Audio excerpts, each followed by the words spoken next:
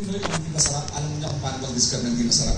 Walang paligoy-ligoy. Pag kumain, lasang lupa. Di ba tayo makain ng lupa pero alam natin, oh mano, lasang lupa. Ang galing ng Pinoy mag-describe, no? Pag mabaho ka, amoy araw. Wala pa kumaamoy ng araw, pero tayo amoy araw na. Pero pag naglaba ka, parang bumang litong-lito na ako, promise.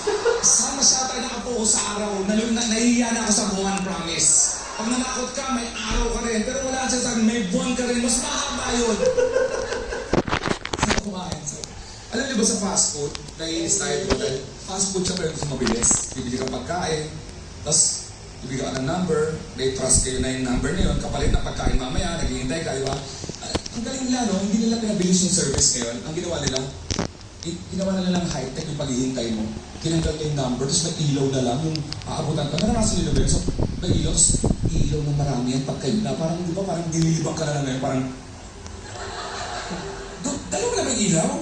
Isa pa lang, hindi pa tayo. Ano pa grabe? Lagi tayo nagreklamo sa fast food, pero nakakatakot pag masyado naman siya mabilis.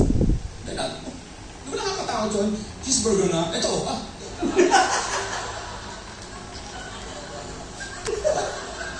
Pagkaka-ready na?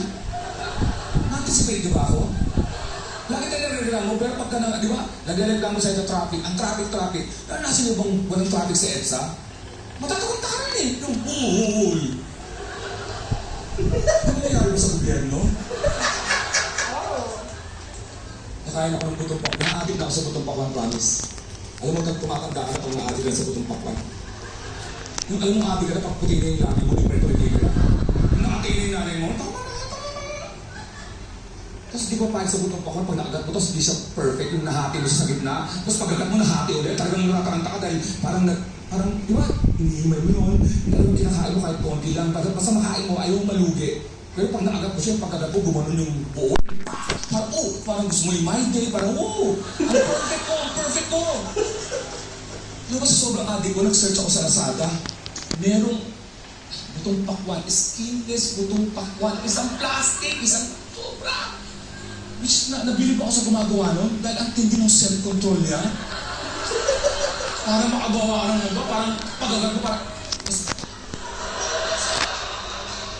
Tindi mo na, yung nalasaan mo na ako. Tapos bibigyan mo. May factory somewhere sa QC na nakahilere yata.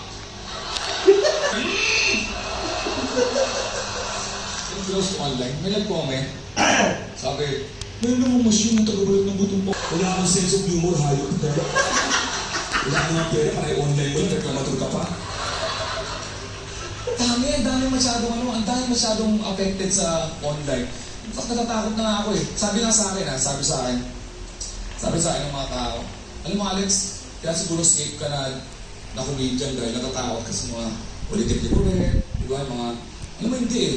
Tumatayo nila ako na makapag-shot ako ng ayos, pero kaya ko nang mag-joke na medyo, ano na, mga talagang politically incorrect. Kasi pwede mo naman gawin yun eh.